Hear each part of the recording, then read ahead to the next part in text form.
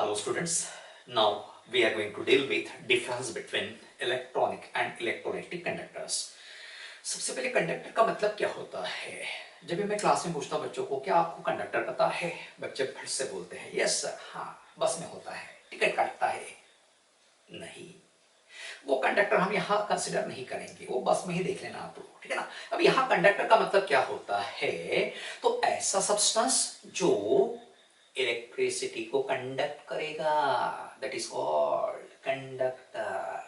The substance which conducts electricity is known as conductor. अब conductor कितने प्रकार के? दो। कौन से? इलेक्ट्रॉनिक और मेटालिक, दूसरा इलेक्ट्रोलाइटिक। अब दोनों का मतलब क्या होता है हम यहाँ एक्सप्लेन करेंगे with the help of difference.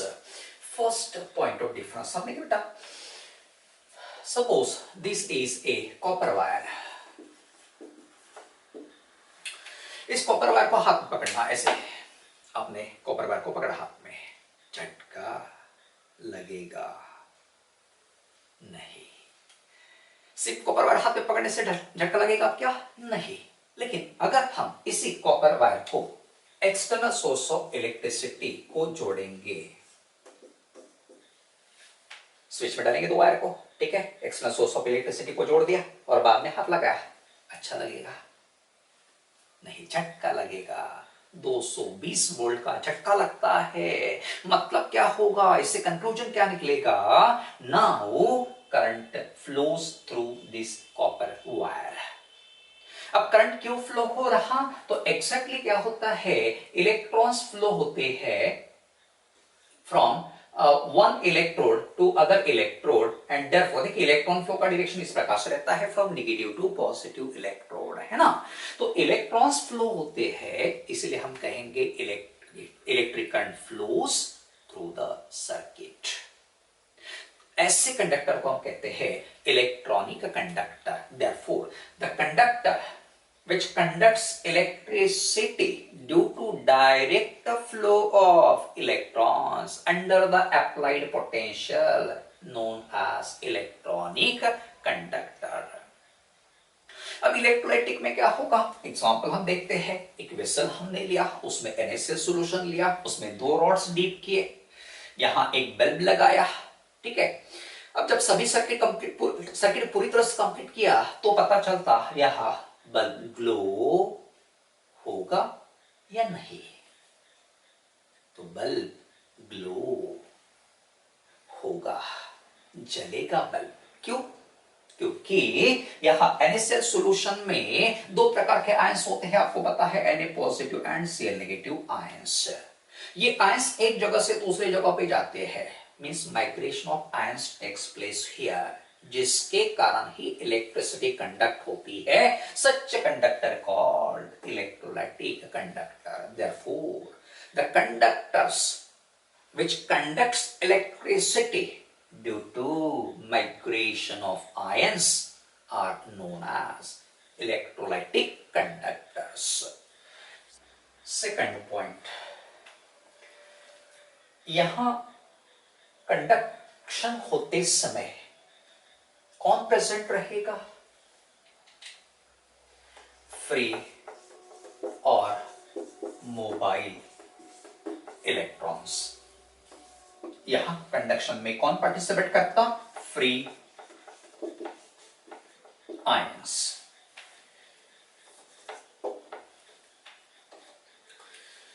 यहां किसी प्रकार का रिएक्शन नहीं होगा, देयरफॉर नो केमिकल रिएक्शंस।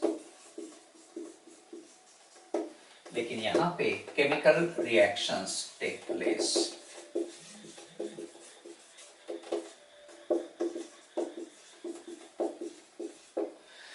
क्या होता है देखो जरा, जब ये सेल वर्क करेगा उस समय ये आयंस जो है they move towards oppositely charge electrodes. Oppositely charge electrode पे जाने के बाद क्या होगा, they undergo various reactions like oxidation and reductions, इसलिए कहा जाता है chemical reaction take place. Fourth point, अब यहां कोई केमिकल रिएक्शन नहीं हो रहा, तो ये जो मैटर होता है, मैटर कौन सा रहेगा यहां? कॉपर वायर जो हमने लिया है, कोई मेटल वायर भी हो सकता है। ये मेटल वायर अपने आप डिकम्पोज नहीं होगा, इसलिए हम क्या कहेंगे, नो डिकम्पोजिशन ऑफ मैटर। यहां क्या होगा, ions move towards opposite electrode, जिसके कारण वहां दो प्रकार की रिएक्शंस होती है, और रिएक्शंस होने के कारण यहां पे decomposition of matter take place.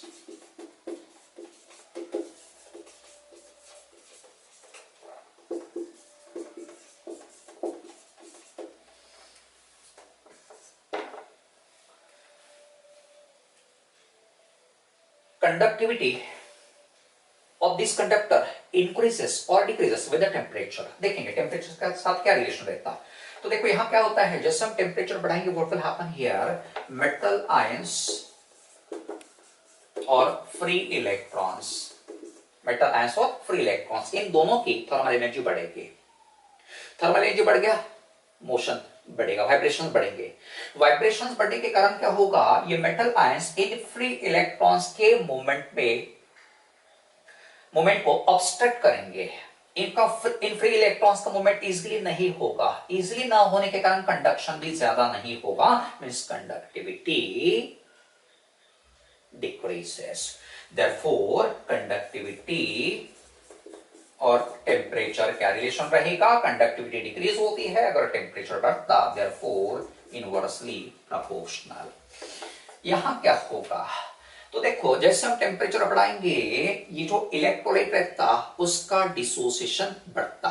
क्यों, क्योंकि टेम्परेचर बढ़ाने के कारण इन आयंस में रहने वाला electrostatic force of attraction break होता है।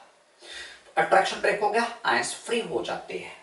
फ्री आयंस की संख्या बढ़ गई तो कंडक्शन बढ़ जाता, मींस टेम्परेचर बढ़ा तो conductivity increases, therefore what is the relation, directly proportional to temperature. Number 6, यहां Faraday's laws do not hold good। मतलब यहां इस केस में Faraday's laws को हम अप्लाई नहीं कर सकते, लेकिन यहां पे क्या होगा, Faraday's laws hold good। Electrolytic conductors में Faraday's लॉस को हम यूज कर सकते हैं, अप्लाई कर सकते हैं। Next point of difference, last point हम देखेंगे यहां पे। तो देखो बेटा यहां कंडक्टिविटी क्या हो रही है, decreases with increase in temperature, inversely proportional है, इसलिए हम यहां क्या लिखेंगे, रेजिस्टेंस जो रहता है इन कंडक्टर्स का is directly proportional to temperature. कैसे पता चला, तो conductors and resistance are inversely proportional. Conductors resistance का रिलेशन रहेगा इनवर्सली प्रोपोर्शनल, जिसके कारण क्या होगा, resistance is directly proportional to temperature. लेकिन यहां क्या होगा, resistance is inversely proportional to temperature. Thank you.